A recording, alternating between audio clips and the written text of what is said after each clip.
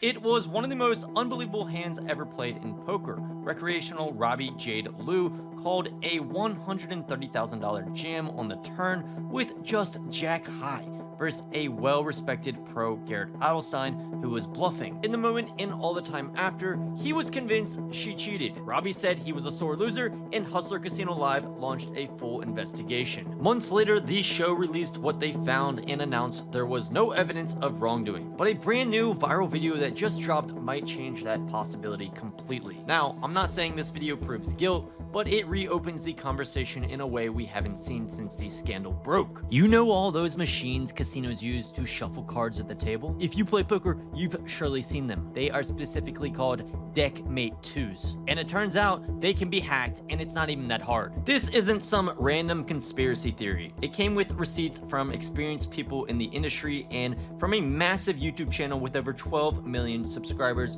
called Wired, known for making similar types of explanatory videos in the past.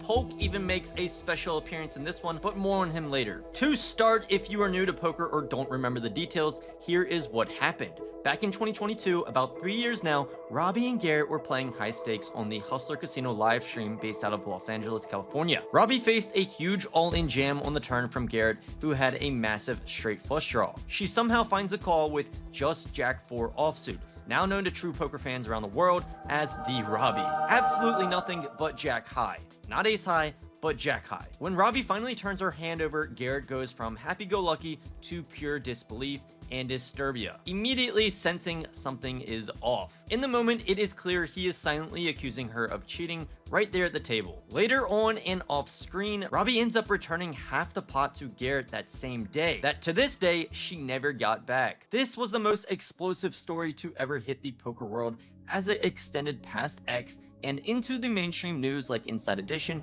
and the LA Times, who later interviewed both Robbi and Garrett. Cute pics. As mentioned, HCL hired an investigation team, but they found no evidence of cheating. I mean, there may have been that one casino employee that was found to be taking $15,000 in chips from Robbi's stack at the time, but probably nothing. What are you doing?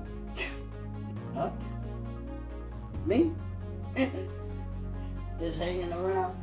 In all seriousness, his name was Brian Sagbigsal, and he basically disappeared after that, being fired from HCL and was never to be found again. The story eventually faded out until now. This new video shows in shocking detail how the Deckmate 2 shuffler can be exploited. The friendly hacker in the video literally breaks down the process of how all that is needed to hack the shuffler is a pre-coded USB drive that can be plugged into it. With that, a player can also use a tiny undetectable earpiece to be given instructions on what to do in any given moment. The software can read the cards being scanned, transmit that information, and potentially tell a player what's coming next. Cutting the deck doesn't even matter. And here is the funny part. This is all coming out right as Robbi just made the cover of Rounders Life, a decently known, but I wouldn't say well-respected poker magazine. I mean, they tirelessly defended Mike Postle, another accused poker cheater who far more people agreed did in fact cheat on stream, but that's for another video. They paint Robbi as the hero who, quote,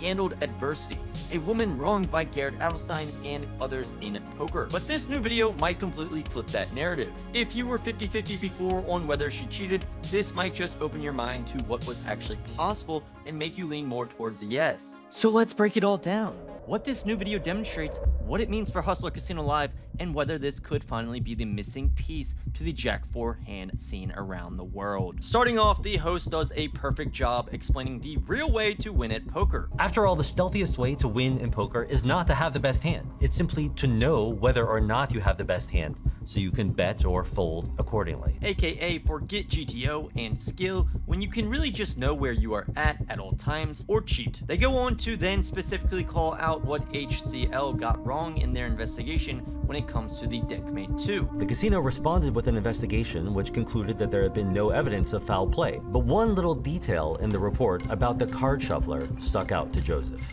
Specifically said it could not be compromised, and in my world, when people start saying things are unhackable or very difficult to do, well, to us, that's a bait to prove them wrong. Long story short, the hacker demonstrates how easily it can be done by just inserting a pre-programmed USB drive into the shuffler. As they show later, this can connect to an app that is made where the cheater can see the exact cards. This is all super informative and shocking, but I will say they mention poker players regularly using the shuffler to charge phones, which in reality, as someone who has played many hours of live poker, is just not true. Plug a phone in, say we're charging it. So you can charge your phone in that port in the middle of a game. Yeah, people in poker tournaments will regularly plug their phones into casino equipment. I think if anyone saw this happening at a casino, alarm bells would be going off. Moving on, the company that makes Deckmate casino shufflers, of course, denies any security flaws. When Joseph and his team presented this vulnerability 2 years ago, I reached out to the manufacturer, a firm called Shufflemaster. A spokesperson for Shufflemaster's parent company, Light & Wonder, told me at the time that Joseph's hacking technique was unrealistic in an actual casino setting. The company didn't even mention whether it planned to fix the shuffler's security vulnerabilities. The video then goes on to put all this to the test as they invite random people to play poker against. The hacker has access to his phone when out of the hand to signal to another player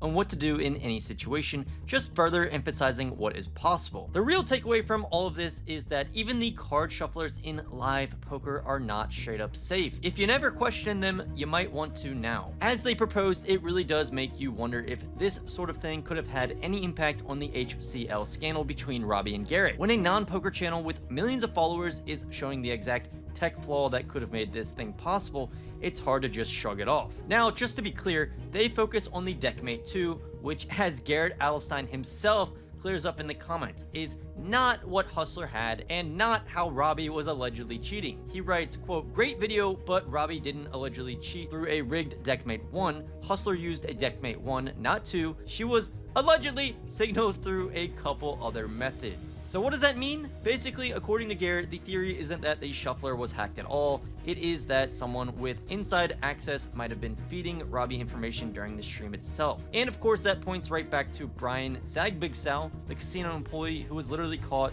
taking $15,000 from Robbi's stack after the show. At the time, Hustler could not find it related. Either way, the takeaway is this: whether it's a hardware exploit like the Deckmate or an inside job like signaling, there are clearly ways live poker can be compromised. That is scary, and where longtime poker pro and casino owner Doug Polk comes in. So these shuffle machines, I've seen them all over the place, frankly. I've seen them from the largest, most legitimate established casinos all the way down to people's home games. So Doug, how do you feel about the Deckmate 2 card shuffler? Like, do you trust this thing? The Deckmate 2 in a casino location, you shouldn't be too scared of. They have all these casino contracts, so they have licensed people fixing problems that there might be. The problem is, once someone has a Deckmate 2 on a black market or a secondary market, they are now no longer being upkept by the company itself. Some guy is just basically in the back fixing the machine and then putting it on the table. I have heard so many cheating stories of people using these to cheat players out of their money when it's not happening at a casino location. In fact, I've even heard of stories where at major casinos, there were issues at play with the Deckmate 2. If there's a camera that knows the cards, there is always some kind of underlying threat. Customers are going to be essentially at the mercy of the person setting up the machine. What if you like show up to somebody's private game, or you're in an unlicensed card house of some kind, and you see that there's a Deckmate 2 being used? What do you do? If you're showing up at a private game and there's a shuffler, I would say you should run for the hills. Run for the hills. Thanks, Doug. So even if the Wired video doesn't specifically match HCL's setup exactly, it still proves the technology can be exploited,